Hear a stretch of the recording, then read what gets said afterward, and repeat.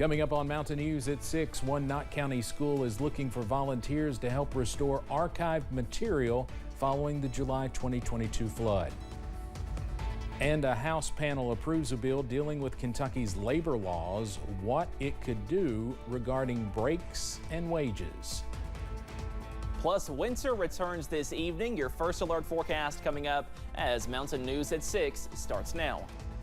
Dedicated to Eastern and Southern Kentucky, this is WYMT Mountain News at 6. It's certainly been a wild day of weather with strong to severe storms and high winds this morning and temperatures plunging throughout the day. It is definitely feeling like winter again out there tonight, but the cold will not last too long. First Alert meteorologist Cameron Aaron joins us now with more on what to expect. Cameron. Yeah, Steve, we had 60s and 70s earlier this morning, but right now most of us in the 30s as that cooler air continues pushing into our region. Here's a live look from the WYMT studios overlooking Hazard, and that current temperature is sitting at 37 degrees down to 36 in Irvin, also in Moorhead, 38 for Pikeville, 39 for Clintwood, and 37 over in Whitley County at this hour. So we are tracking some chilly conditions as we go into your Wednesday evening. Those winds also breezy, not as strong, but still breezy, up to 15, possibly 20 miles per hour, and a slow decrease in those winds on the way as we go into the evening hours, also into tonight. You can see earlier this morning some strong to severe storms pushing off to the south and east, but now we are dry on First Alert Pinpoint Doppler, and we stay dry overnight, also dry on Thursday, but those rain chances are set to increase once again as we close out the work week on Friday. This evening, though, the big story, we are cold temperatures as you wake up and walk out the door on Thursday in the middle to upper 20s across the region as we are dry overnight under a clear sky. Again, more dry weather tomorrow. Highs back in the middle to upper 40s, 50s on Friday, and the 60s and 70s are back by this weekend. Those details in just a few minutes. Steve? All right, we'll look forward to the weekend. Cameron, thank you. The wind and rain was fierce at times this morning across the mountains. Here's some video of the rain coming down in sheets in London. This is in front of the Sally Davidson Realtor's office at the Highway 1006 and 363 roundabout. Just a monsoon out there. I also saw a billboard knocked down in Hazard myself, and some pictures of other minor wind damage came in across the region today. Well, many folks throughout the state also woke up without power this morning. The severe weather left more than 12,000 people without electricity at one point.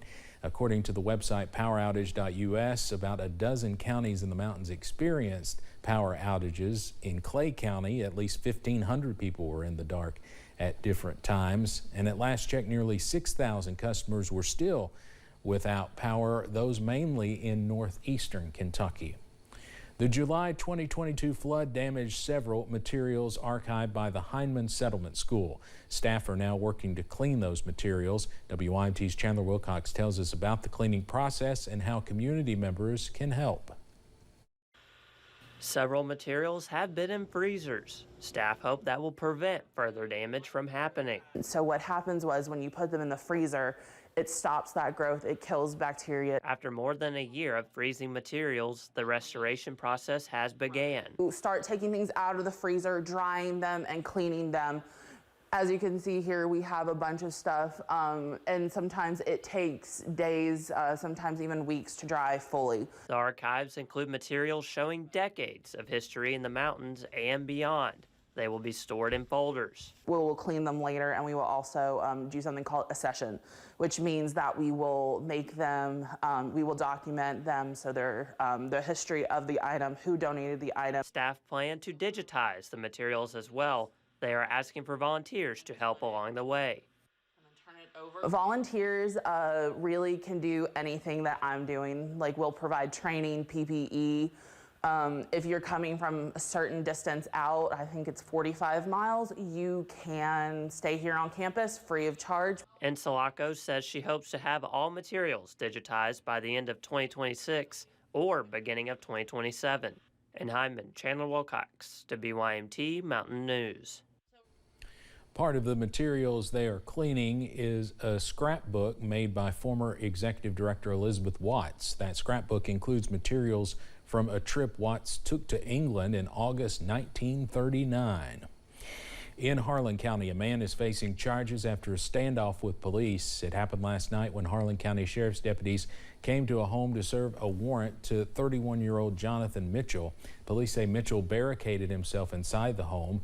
After it was deemed safe to enter, police say Mitchell was removed from the home and arrested. Mitchell was taken to the Harlan County Detention Center. Police in Laurel County are asking for help finding 2 vehicles that were stolen.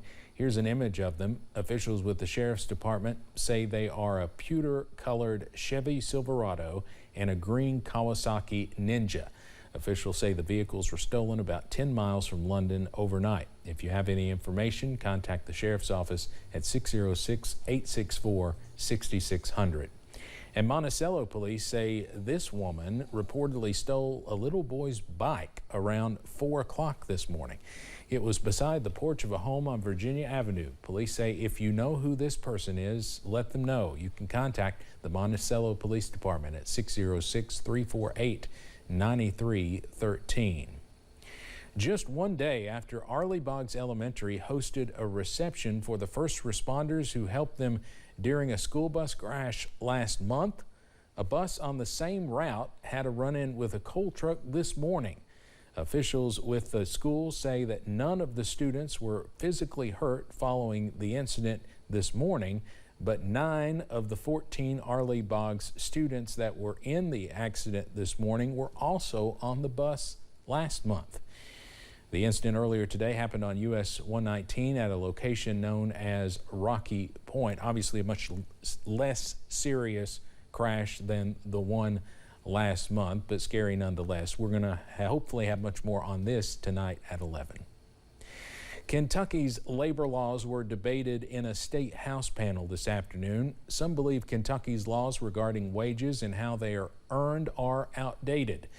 It's House Bill 500. If passed, some believe it will take away meal breaks and cut wages. Others say employers are asking for this to help their operations. WYMT's Phil Pendleton has more on what the bill will do and what opponents fear will happen if passed. Introduce yourself for the record. Representative Philip Pratt says Kentucky's current laws about wages, overtime, and meal breaks need an update. Right now, Kentucky law says you have to give someone a 30-minute lunch break, but even if they're unpaid, you can require them to sit at their desk, still do their job. Representative Pratt says House Bill 500 simply takes away the meal break requirement for employers.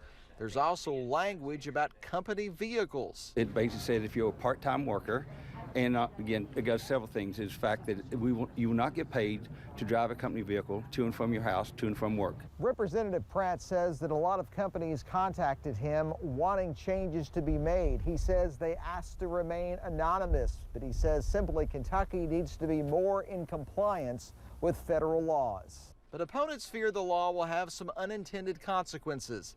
They say Kentucky's current laws have been around for decades and they simply protect workers. It's a sea change to long-standing basic rights and dignities on the job that will harm practically all Kentucky workers. The bill eliminates wage and hour protections for Kentucky workers, rest break laws, which has been in effect since 1958, mealtime break laws, which has been in effect since 1974, and seventh-day overtime, which has been in effect since 1942. The bill passed the House Small Business and Information Technology Committee and will now go to the full House. In Frankfort, Phil Pendleton, WYMT Mountain News. The bill sponsor says the bill still allows for people to collect overtime after they work 40 hours. A bill introduced by the House of Representatives could put an end to daylight saving time in Kentucky. The bill was introduced by Representative Stephen Doan. If it passes, the new law would take effect on November 1st and make the March 10th the last time the state would spring forward. This would require the state to observe the standard time of the United States. The root beer stand in Corbin has been a staple since opening seasonally since 1967, and folks in the community are remembering a woman who worked at the business for 50 years. Alice Helton died of ovarian cancer last month. She started there when she was just 15 years old. Helton served many folks, including Kentucky men's basketball coach John Calipari back in 2019. It was one of the highlights of her career, and one person says it was the people that kept her coming back. She loved meeting people, get to see same old faces. She loved it. This was her life, and her kids, of course. Alice's death left a hole in the hearts of many. She was just 65 years old. We'll have more about this tonight at 11. And we now know the funeral arrangements for a former London police chief. Visitation for William Bill Smith began just a short time ago at the Faith Assembly of God Church in London. His funeral is set for tomorrow at 2 p.m. also at the church. Smith was 84 years old. We are tracking some breezy and cool weather this evening, but the 60s and 70s are not far away. Those details coming up. Plus, I found out what it was to be a black man in a white man's world. It is a story of a man from a mining camp going into the mines and his journey back to the surface. WYMT's Madison Carmouche has part one of Trials and Tribulations coming up.